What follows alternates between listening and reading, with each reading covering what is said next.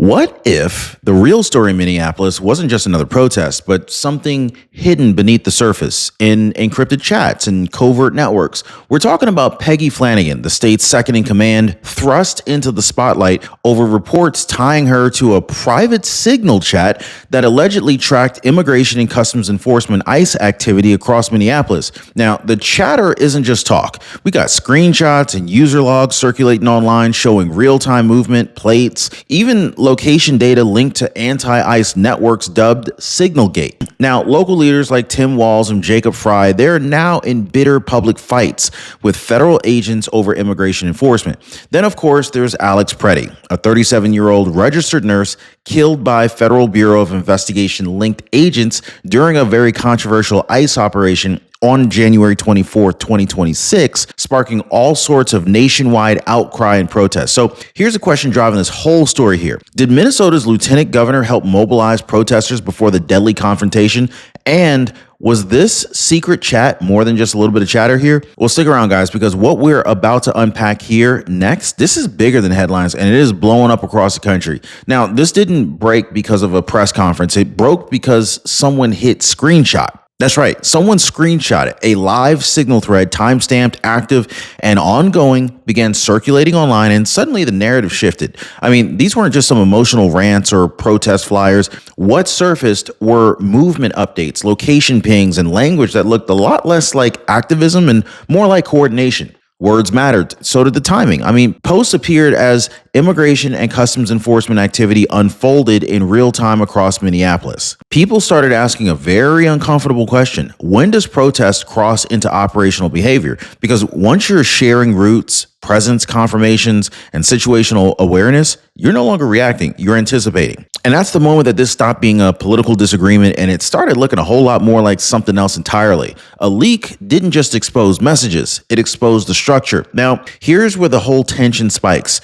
Groups that were directly connected to MigraWatch, they described themselves as community defenders, but their methods told a completely different story. Modeled loosely after CopWatch, this wasn't passive observation, this was active monitoring, real-time updates, confirmations of federal presence, alerts moving faster than official channels. Now think about that for a second, guys. When activists begin functioning like spotters, tracking immigration and customs enforcement movements rather than protesting outcomes, you've kind of entered this parallel intelligence territory. You know what I mean? Like, not opinions, not slogans, operations. And this is why this story exploded. Because Americans don't just disagree on immigration, they disagree on whether unelected networks should shadow federal law enforcement in real time. That line between speech and surveillance is exactly where this controversy ignited. Now, this pattern here should feel very familiar. Let's be real, guys. Insurance companies, they don't make money by double checking whether you're overpaying. No, they make money when you don't ask questions,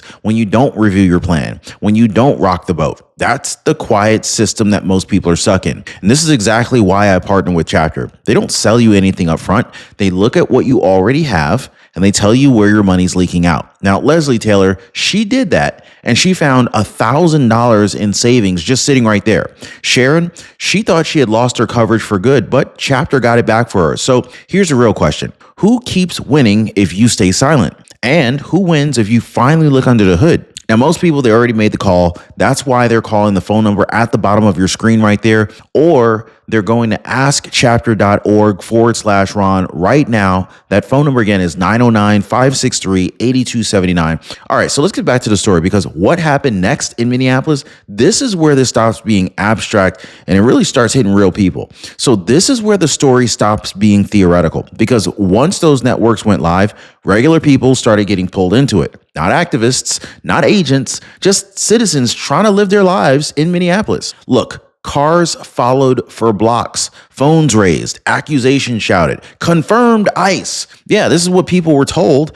right? And they're just yelling this out in the streets based on nothing more than their appearance, a vehicle type, maybe a license plate entry somewhere claimed to see in a chat. So here's the part that really rattled people who were watching this stuff at home. These weren't chaotic mobs. They were coordinated encounters, demands for ID, questions about where people lived, claims about databases that nobody could explain. And even when citizens calmly denied being ICE, it didn't always matter. That's the chilling effect here, guys. When ordinary movement feels suspicious, when public space feels conditional, that wasn't the intended outcome, but it was the real world result once digital coordination spilled into the streets. Then, of course, came the detail that changed the tone entirely. Now, it wasn't just messages, it was data. Screenshots surfaced showing these license plates that were logged in the spreadsheet style systems, Airtable like layouts with notes, locations, timestamps, and follow ups, not rumors,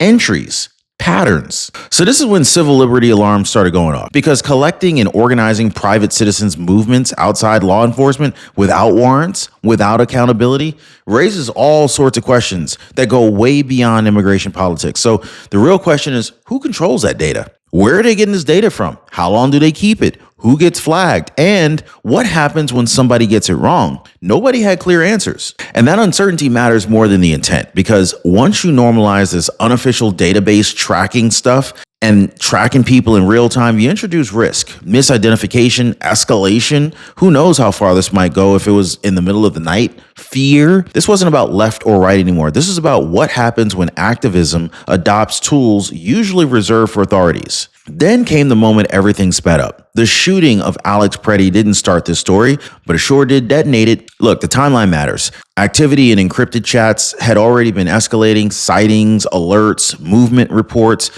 After the shooting, those same networks, they went into overdrive. Protests surged almost immediately, streets filled, narratives hardened. So what changed wasn't just the volume, it was the velocity. Within hours, the incident became a rallying point, not a question. Now, the focus shifted from what happened to who's responsible before investigations could even begin. And this is how catalysts work.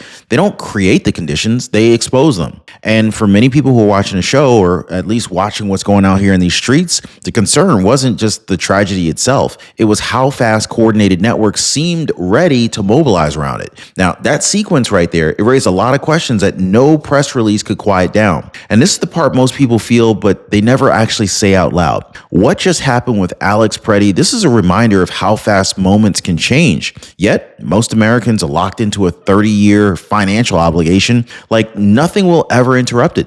Same payment, the same pressure, month after month, year after year. That mortgage around your neck isn't just a bill, it's a leash on your time and your choices, your flexibility when life hits. And here's the part nobody tells you. I mean, you don't need a raise, you don't need a windfall, you don't need a gamble.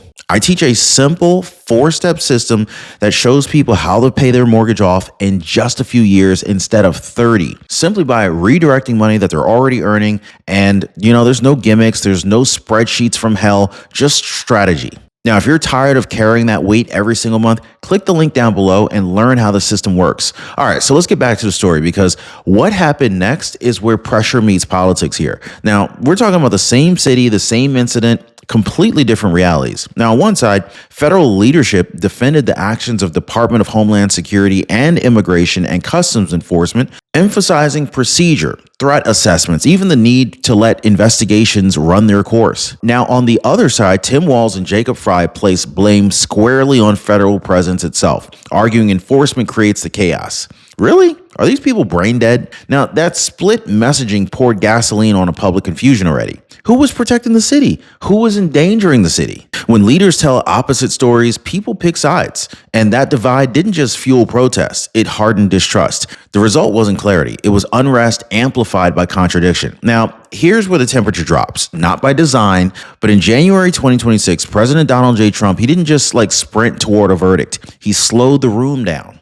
In interviews, including reporting cited by the Wall Street Journal, the message was consistent. Investigate first, decide second. No instant withdrawals, no political theater. Let the facts come in first. Now, that posture mattered. It mattered because it cut against the pressure campaign that was building in the streets and online. So while activists demanded immediate action, the White House signaled something else: support for lawful enforcement paired with a parallel pivot toward financial fraud investigation. In other words, don't confuse restraint with retreat. Now, for supporters, this read as discipline. For critics, delay. But strategically, it reframed this whole fight. The question stopped being, will ICE leave?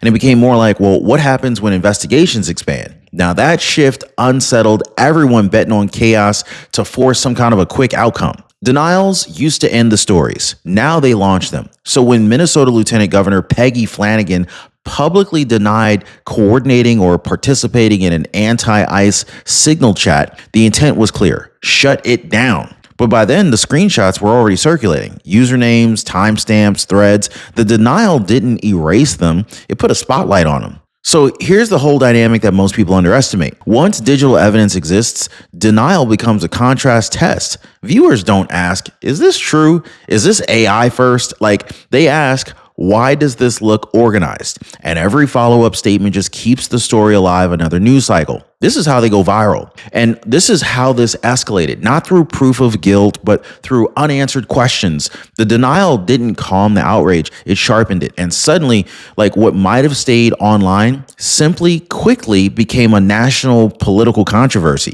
Now, the moment that these screenshots spread, the tone inside of these chats changed real fast. Usernames started disappearing, handles shifted, threads went quiet or even vanished entirely. They started deleting everything. Internal warnings popped up, screenshots telling members to stop posting locations, stop sharing plates, stop talking, not because nothing happened, but because exposure had happened. Now, that's the tell right there, guys. When people believe that they're anonymous, they speak freely. But when they realize that they're being watched and listened to, behavior changes. We've all seen this, right? I mean, this wasn't a rumor cycle anymore at this point. This was damage control. And the scramble itself, it became part of the story.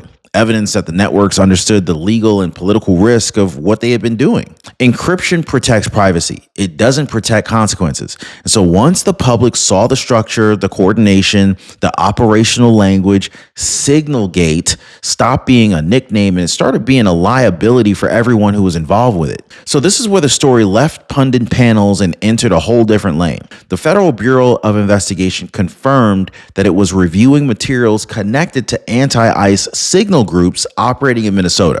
Now, that alone changed the stakes, guys, because federal review isn't about politics. It's about statutes. Questions shifted to coordination, obstruction, surveillance, and whether any lines were crossed when private networks tracked federal agents and civilians. Now, let me just get a quick poll here from you guys who are watching the show right now. Do you think that the people who were tracking ICE agents were committing crimes or were doing illegal acts? If you think it was illegal or if you think it was a crime, just type illegal or crimes. I want to see where you stand. Now, what began as a state controversy now carried federal jurisdiction, different rules, different exposure. But at that point, nobody was in control of the narrative anymore. Not activists, not politicians, not the commentators. So once the federal review starts, outcomes are unpredictable. And that uncertainty is exactly why this story exploded way outside of Minnesota. Now, this wasn't just like pressure in the streets.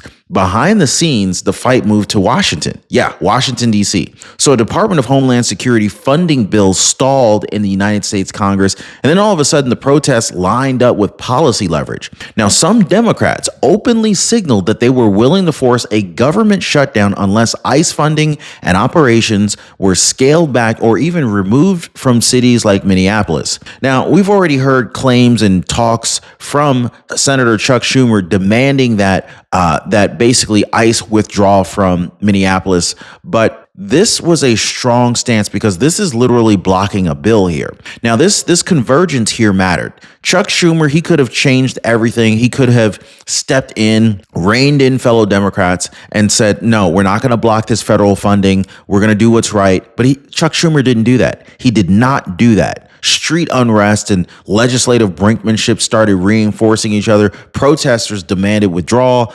Lawmakers echoed it with funding threats. Look, the message was clear: compliance through pressure. Now, for a lot of Americans, that crossed the line, or it really crossed another line, because they've been crossing lines left and right. It looked less like democratic disagreement, and it looked more like coordinated escalation, using chaos to influence federal enforcement decisions, and that perception only intensified the backlash. Now, Minnesota wasn't the exception. It was the warning shot. Encrypted activism, political power, data tracking, and federal enforcement collided in one place, and the country saw what happens when those forces overlap. Conservatives didn't just see a local protest. They saw a blueprint. Now, this is why this story spread, not because of one story or one official, not because of one shooting, but because Americans across the spectrum asked the same question. Who's really in control when private networks can track law enforcement, pressure politicians, and shape national policy narratives, right? This wasn't about left versus right anymore. This is about trust, authority, and boundaries in a digital age. And once the question surfaced, it couldn't be put back in the box. Minnesota became the case study. The rest of the country became the audience. So now you've seen it, guys. And from the signal chats to the streets, from denials to federal review, from, local unrest to national backlash, nothing here hinges on just one headline or one claim. It's all about patterns and sequences and consequences. So anyway, let me know what you think, guys. Drop a comment down below. Did this cross a line or expose one that already existed? Let me know what you think, guys. Hit the like button, subscribe. We'll see you next time.